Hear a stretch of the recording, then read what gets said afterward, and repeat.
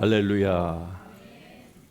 여러분이 이 영상을 보신 것처럼 우리 주님은 지금도 하나님의 백성들을 돌보시고 그리고 믿음으로 주 앞에 나아오는 자들을 하나님께서 저렇게 육신도 치유하시는 좋으신 하나님이십니다. 그 하나님의 은혜를 더욱더 사모하는 그런 이 시간이 될 수 있기를 주의 이름으로 축복합니다. 우리 오늘 같이 살펴볼 하나님의 말씀 열왕기하 5장 20절부터 끝절까지의 말씀을 한 절씩 저와 여러분이 교독합니다. 제가 20절을 먼저 합니다. 하나님의 사람 엘리사의 사환 게하시가 스스로 이르되 내 주인이 이 아람 사람 나아만에게 면하여 주고 그가 가지고 온 것을 그의 손에서 받지 아니하였도다. 여호와께서 살아 계심을 두고 맹세하노니 내가 그를 쫓아가서 무엇이든지 그에게서 받으리라 하고 나만의 뒤를 쫓아가니 나만이 자기 뒤에 달려옴을 보고 수레에서 내려 맞이하여 이르되 평안이냐. 그가 이르되 평안하나이다. 우리 주인께서 나를 보내시며 말씀하시기를 지금 선지자의 제자 중에 두 청년이 에브라임 산지에서부터 내게로 왔으니 청하건대 당신은 그들에게 은 1달란트와 옷 2벌을 주라 하시더이다.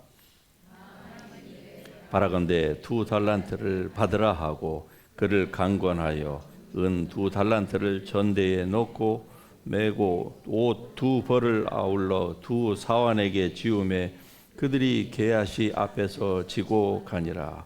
언덕에 이르러서는 게하시가 그 물건을 두 사환의 손에서 받아 집에 감추고 그들을 보내 가게 한 후 들어가 그의 주인 앞에 서니 엘리사가 이르되 게하시야 내가 어디서 오느냐 하니 대답하되 당신의 종이 아무데도 가지 아니하였나이다 하니라. 엘리사가 이르되 한 사람이 수레에서 내려 내가 너를 맞이할 때에 내 마음이 함께 가지 아니하였느냐. 지금이 어찌 은을 받으며 옷을 받으며 감남원이나 포도원이나 양이나 소나 남종이나 여종을 받을 때이냐. 같이 합니다. 그러므로 나만의 나병이 내게 들어 내 자손에게 미쳐 영원토록 이르리라 하니 게하시가 그 앞에서 물러나오매 나병이 발하여 눈같이 되었더라. 아멘. 와, 끝에 보니까 참 심각합니다. 성한 사람이 갑자기 하나님의 말씀이 임하자 그의 온 피부가 눈같이 되었더라. 저는 뭐 그러한 상태를 본 적이 없기 때문에 뭐라고 여러분에게 자세하게 묘사는 하지 못하겠지만은 그러나 참 얼마나 심각한 일입니까? 하나님의 말씀을 듣지 않는, 즉 탐욕을 부린 하나님의 사람의 그 결과가 어떠한지. 여러분, 이러한 원리는요, 우리가 새로운 언약 가운데서 살지만은 오늘날도 이 원리적인 측면에서는 동일하다. 우리가 이렇게 생각을 해야만 합니다. 그래서 성경에서 삼가 모든 탐욕을 물리치라 이렇게 말씀합니다. 할렐루야. 왜? 탐욕이 결국 사람을 비참하게 만들어요. 그리스도인도 마찬가지입니다.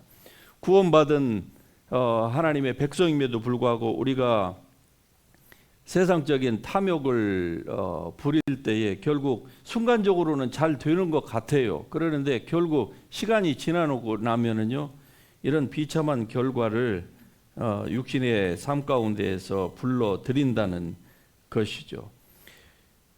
우리가 지금 계속 열왕기하 이 5장에 있는 말씀, 나아만과 그리고 엘리사에 대한 말씀을 우리가 살펴보는 가운데 오늘은 이제 이 주인공이 이 게하시에게까지 이제 이르게 됩니다.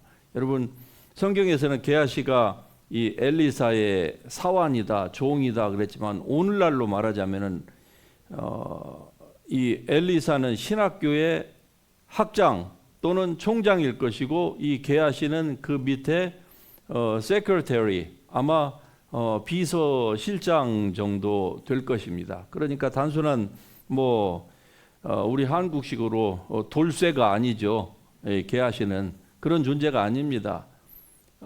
가장 지근 거리에서 측근으로서 이 자기 스승 이 엘리사가 어떠한 삶을 살고 있었는지에 대하여서 그가 하나님과의 관계가 어떠한지에 대하여서 이 게하시는 너무나도 잘 알고 있는 사람입니다. 즉 하나님의 사람이에요.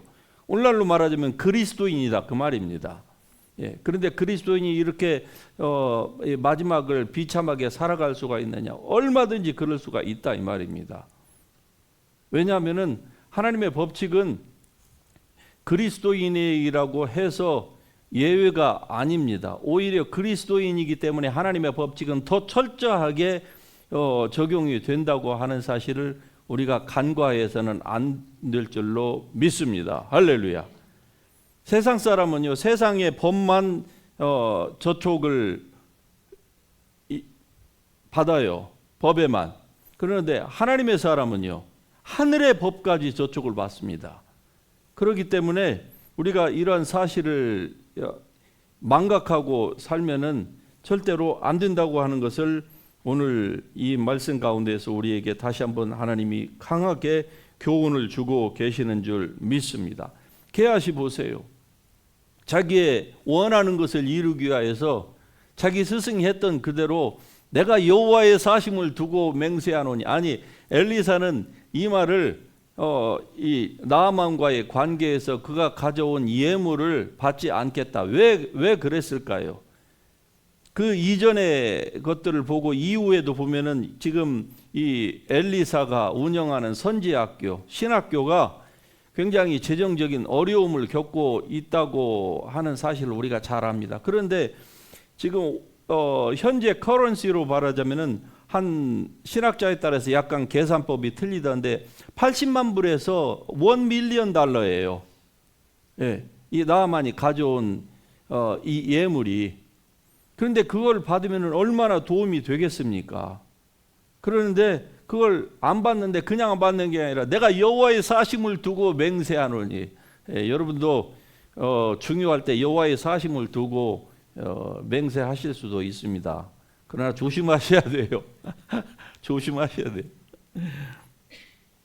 이거를 잘 아는 거예요, 게하시가. 그러니까 자기도 모르게 자기의 욕심을 이루기 위해서 내가 여호와의 사심을 두고 맹세하노니. 아니 스승은 내가 절대로 받지 않겠다 그랬는데 그 제자는 뭐라고 합니까? 내가 반드시 받으리라. 내 여호와의 사심을 두고 맹세하노니.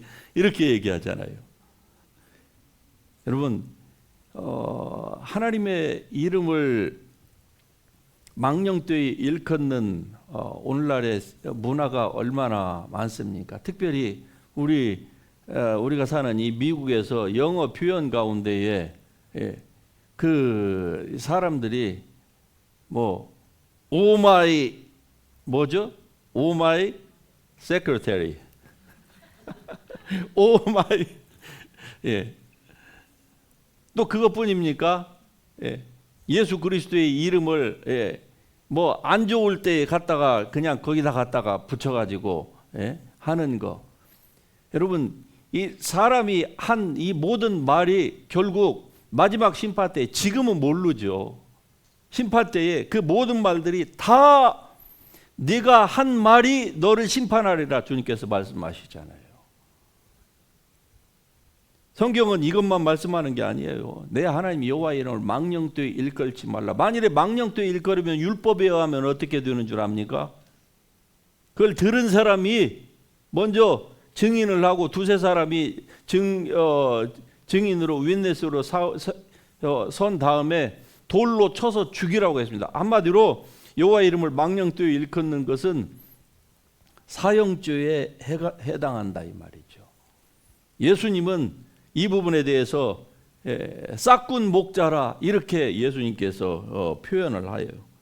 유다서에서는 자기의 싹을 위하여서, 즉 돈을 위하여서 멸망에 어그러진 길로 몰려가는 자들이라 이런 그 표현을 합니다. 그래서 스가랴서에서도 보면은 스가랴서 13장에 이런 말씀이 나옵니다. 여러분, 사람이 오히려 예언할 것 같으면 그 낳은 부모가 그에게 이르기를 내가 여호와의 이름을, 그 지금 아들이 이렇게 하는 거예요. 어느 부모의 아들이 내가 여호와의 이름을 빙자하여 거짓말을 하니 살지 못하리라 하고, 그 낳은 부모가 그 아들이 예언할 때에, 즉 거짓말로 여호와 이름을 빙자해서 예언할 때에 그를 칼로 찌르리라. 얼마나 노골적인 표현입니까? 물론 이 말씀은 아들이 잘못 예언한다고 해서 부모가 칼로 물리적으로, 육체적으로 그렇게 찌른다고 하는 그것을 말씀하는 건 아니겠죠. 그만큼 여호와의 이름으로 사람들이 잘못 얘기하고 잘못 여호와의 이름을 망령되이 일컬을 때에 어떠한 부모라고 할지라도 어떠한 단호한 태도를 취해야 하는지에 대한 것을 말씀해주고 있는 거 아닙니까? 이 게하시가 결국 이 부렸던 탐욕은 만악의 근원입니다. 만악의 근원이에요. 탐심이 결국 오늘날의 인류를 이렇게 비참하게 만드는 겁니다. 다시 말씀드리면은 아담과 하와가 왜 그 금단의 열매를 왜 따먹었느냐? 그것은 한마디로 말해서 탐욕 때문에 그러한 거예요. 그러니까 모든 죄의 그 근원을 파고 들어가면은 결국 인간의 탐욕이 여기에서 나오는 겁니다. 이것을 이 게하시가 모를 리가 없지 않았겠습니까? 그럼에도 불구하고 사람이 이 탐심에 눈이 한번 가려지면은요, 총명이 없어지는 거예요. 다시 얘기하면은 여러분, 죄는 사람을 굉장히 우둔하게 만듭니다. 보세요. 세상에서 무슨 이 재정적인 스캔들 때문에, 그것이 정치인이든 누구이든 간에 나중에 그 세상에 드러나 가지고 그것 때문에 비난을 받고 그 높은 자리에서 밀려 나가는 사람들을 보세요. 그들이 인간적으로 보면은 얼마나 스마트한 사람입니까? 그렇죠?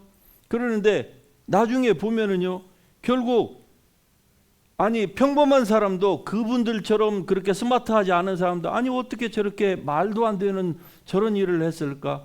죄가 결국 사람을 이렇게 바보로 만듭니다. 왜?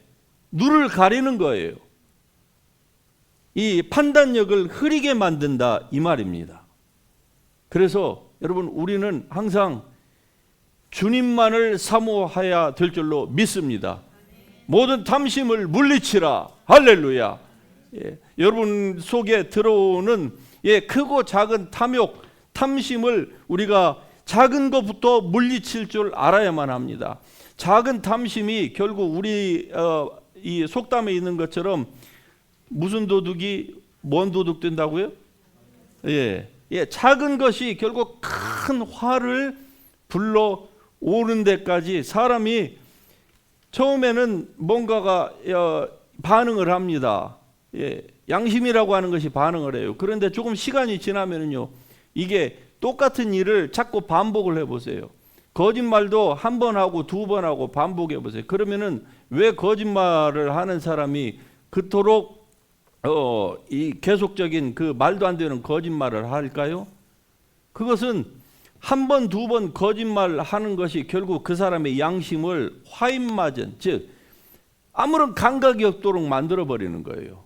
그래서 거짓은 거짓을 낳고 또 거짓이 거짓말을 낳고, 그래서 그것이 한두 바퀴, 두세 바퀴만 도르면은요, 그 다음에는요, 그게 결국 자기 머리를 세뇌시킵니다. 그래서 이게 거짓말이라고 하는 사실조차도 몰라요.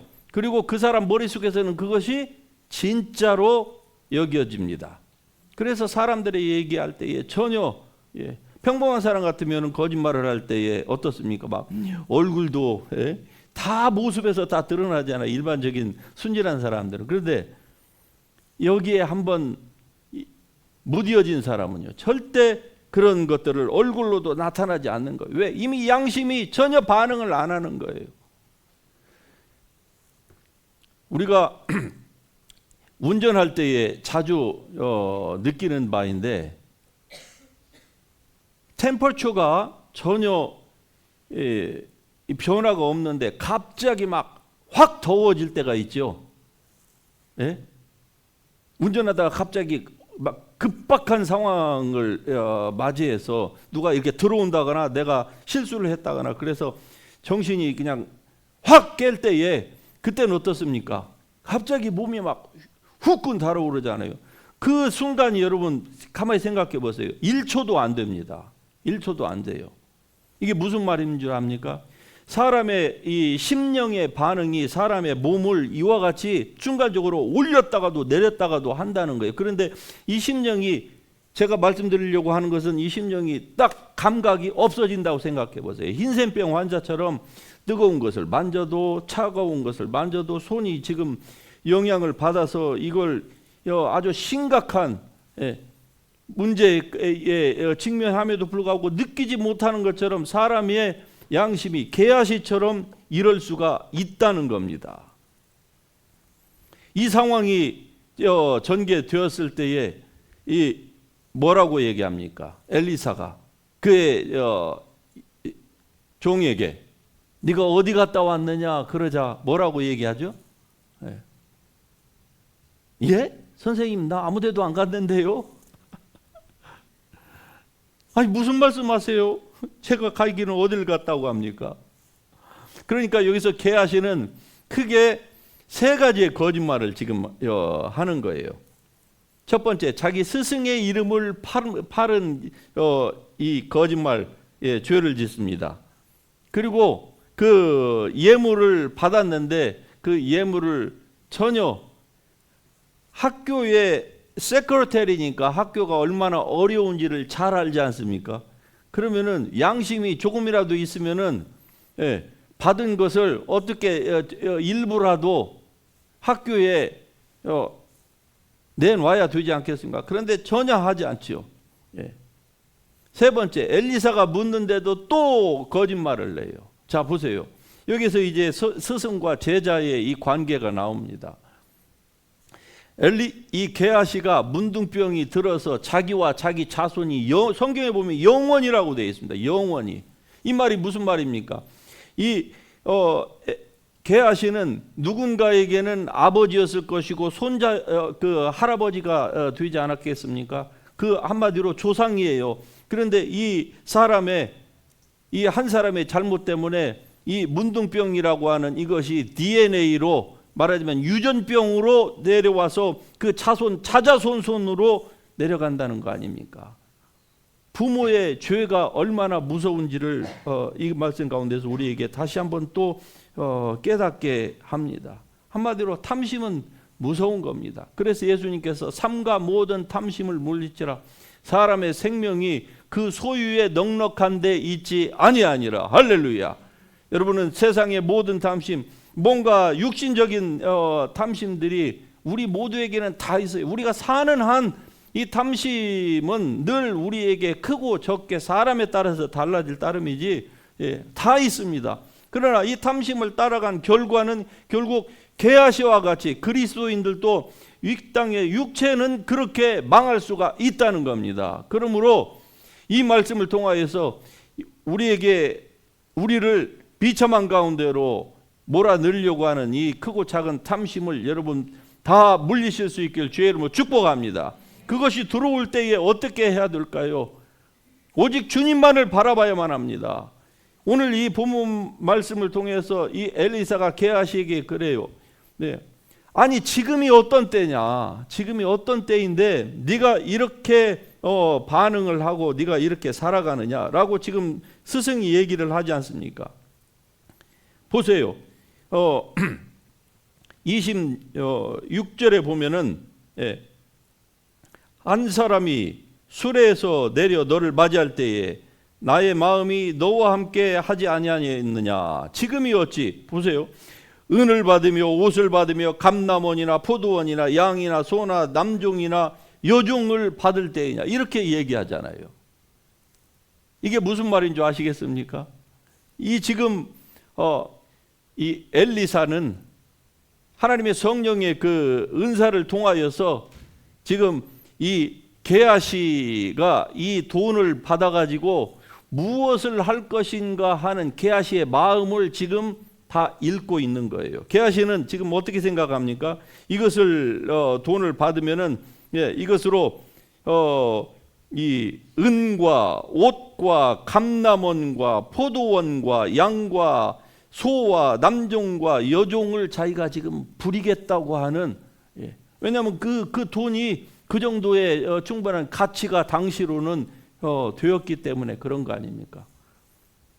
그냥 한 사람 밑에서 그냥 세크리터리로 주는 월급만 받아가지고는 자기는 만족하지 못하겠다는 것이죠.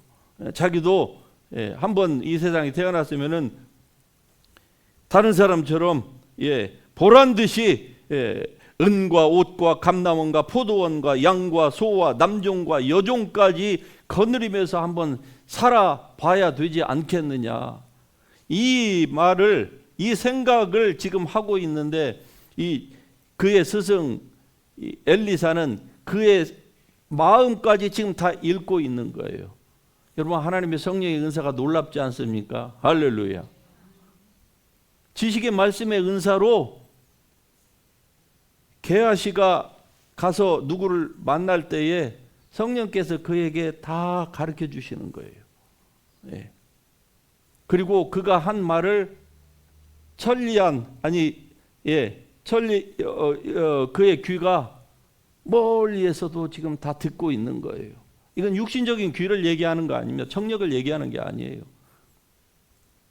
그래서 하나님의 성령의 은사를 여러분이 사모할 수 있길 주의 이름으로 축복합니다. 다른 사람의 비밀을 알기를 원하면 성령의 은사를 사모하시면 안 됩니다. 아셨죠? 사기 안 당하려고 성령의 은사를 사모하는 분들도 있어요.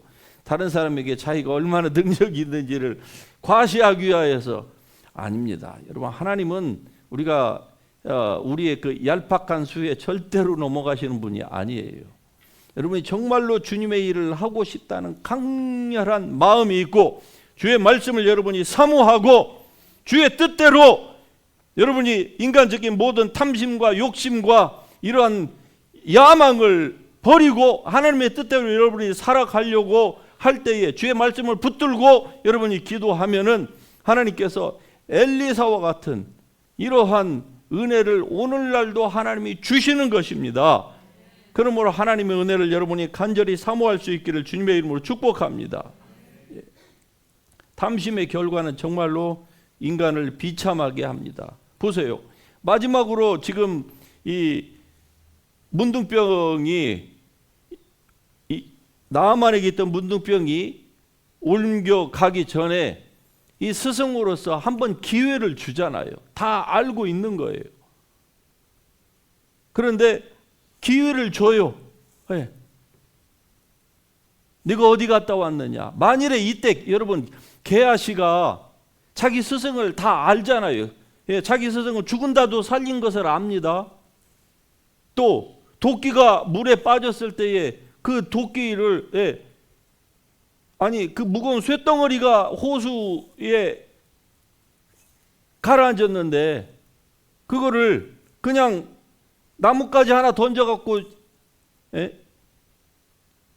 떠오르게 할 만큼 돈이 없는데도 많은 사람을 마치 예수님의 오병이어처럼 100명을 먹이는 이러한 일도 하는 것을 다 알고 있는 거예요. 그런 스승이 자기의 눈을 똑바로 쳐다보면서 게하시야, 뭐 호통친 것도 아니에요. 네가 어디 갔다 왔느냐? 이렇게 물어봤다고 하면은 그가 눈이 가려지지 않고 이게 이전처럼 이 범죄하기 이전과 같은 그런 상태를 유지했다고 하면은 그냥 즉각 얘기할 거 아니겠습니까? 선생님, 사실은 제가 잠시 내가 미쳤나 봅니다. 죄송합니다. 잘못했습니다. 제가 이 탐욕 때문에 잠시 눈이 멀어가지고 제가 선생님 이름을 팔고 여호와 하나님의 이름을 제가 망령되게 하고 저 이제 초신자된 저 나아만에게 내가 이 그리스도인으로서 제가 본을 보이지 못했는데 잘못했습니다. 용서해 주십시오. 그러면 어떻게 됐을까요? 저는 확신컨대 용서와 자비의 하나님은 절대로 게하시가 이렇게 문둥병이 걸려서 자기뿐만이 아니라 자기 자자 손손이 이런 비참한 천형의 이 벌을 당하고 사람들로부터 격리되어 살아야만 하는 이런 비참한 삶을 그가 부르지 않았을 것이라고 저는 확신합니다. 왜? 하나님은 자비와 용서의 하나님이십니다. 할렐루야.